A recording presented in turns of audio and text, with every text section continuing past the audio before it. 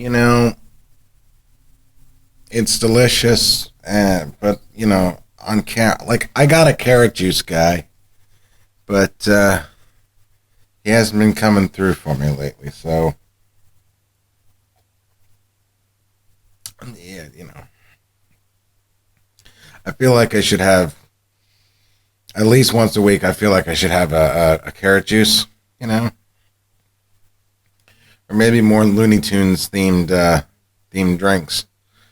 I really want to figure out how to do the drink from that cartoon, and where he's like, you know, bartender, with mine.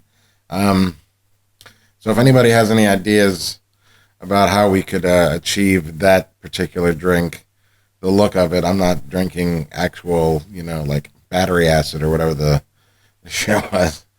But, yeah, that'd be an interesting idea, right? So, yeah, if anybody has any ideas in the comments about how to make this particular drink, let me know. But in the meantime, hey, it's not like wine is bad. Why whine about the wine?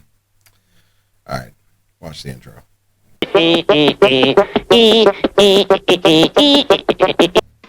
Yes, that's right, Docs and Docettes. Trevor Thompson, the self-appointed Looney Tunes critic here, and it's been a long day riding the shield. We're taking a load off, having a few drinks, and getting philosophical about things that we love about these characters.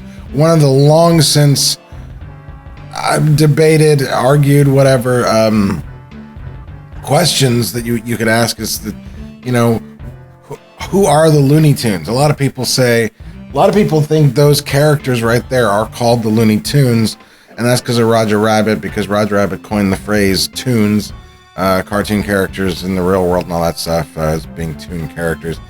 And Looney Tunes is not the name of those characters, really. It is kind of thought of that as that now. But Looney Tunes was one of two, you know, names that we saw a lot in those cartoons, Looney Tunes and Merrie Melodies. A lot of people remember seeing that on the stuff, but it's, you know, on the cartoons and the intros. But it was, you know, there were some shows that were called Bugs Bunny. There were some shows that were called like Looney Tunes on Nickelodeon. There was a Merrie Melodies. There was at least two that I know of, shows that ran the old cartoons that had the word Merrie Melodies in them. So again, you know, over the decades, you know, we all of us Looney Tunes fans, both casual and diehard alike, asked that question about what's the difference between Looney Tunes and Merrie Melodies. Now, I have answered that question, I believe, to accurate and somewhat lengthy satisfaction, but I've done it in videos where I wasn't expressly talking about Looney Tunes Merrie Melodies. It's come up, and so I'm basically going to show you two clips from some of my bigger projects here on the channel as the Looney Tunes critic that discuss the Looney Tunes Merrie Melodies phenomenon. The first one and both of these will be available for to click to. Both of these will be available to click to in the description.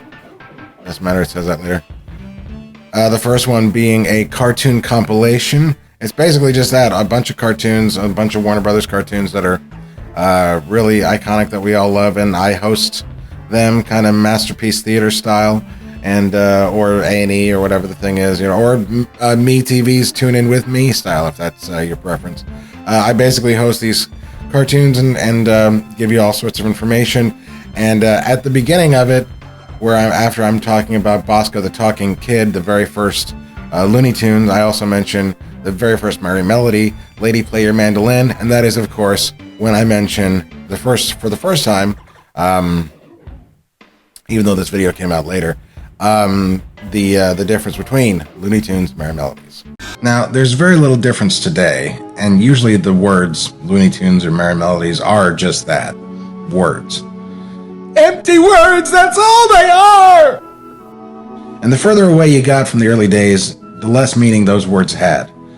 For example, there's a few standalone cartoons made in the 80s for promotional things, TV specials and such, and they happen to be Merrie Melodies simply because the only piece of footage of the color rings from something that recent that they could use for the syndicated version of it was also dubbed a Merrie Melody, again, arbitrarily.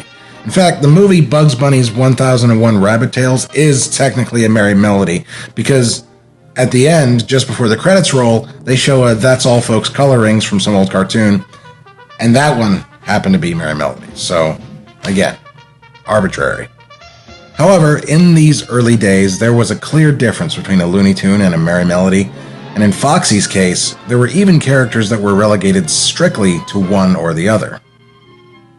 But yeah, the gist of it is that Looney Tunes were the cheaper cartoons, mainly done in black and white in the early days, and Merrie Melodies were the color cartoons that had a budget and that usually feature a song and title from the Warner Brothers music library. Basically, they were the first music videos.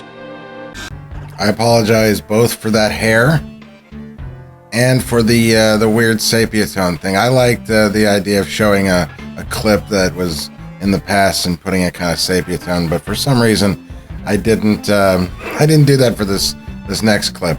Does this clip need any setup? You better believe it does, because it's older than that one I just played.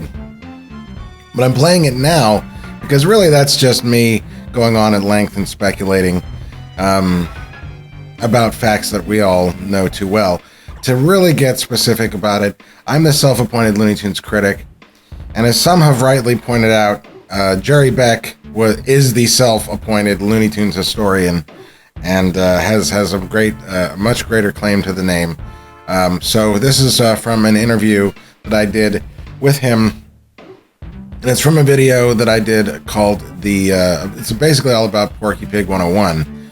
That wonderful set, but unfortunately I didn't have a place to put this clip in where he expressly talks about the Looney Tunes Merrie Melodies, what it was, what it became, what it means today, and again, I didn't have a place to put this in, but it's here now, so enjoy, even though there's no sepia tone for whatever reason.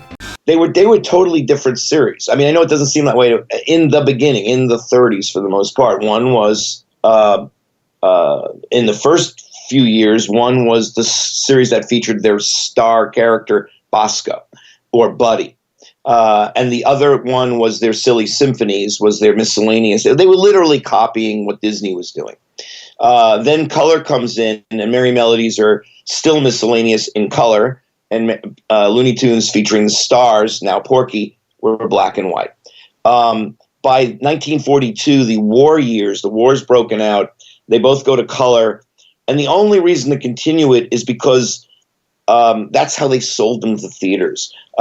They sold the Looney Tunes line, and they sold the Merrie Melodies line. The funny thing is it gets really mixed up when Bugs Bunny becomes a star, and they literally sold the Bugs Bunnies as its own separate line, even though those could be either a Merrie Melodies or a Looney Tunes.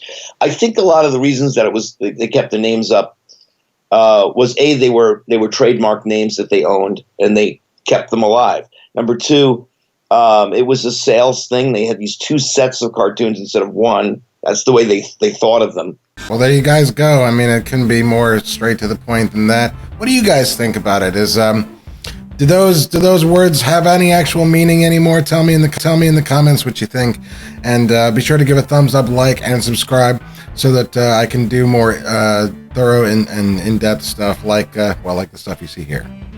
See you tomorrow.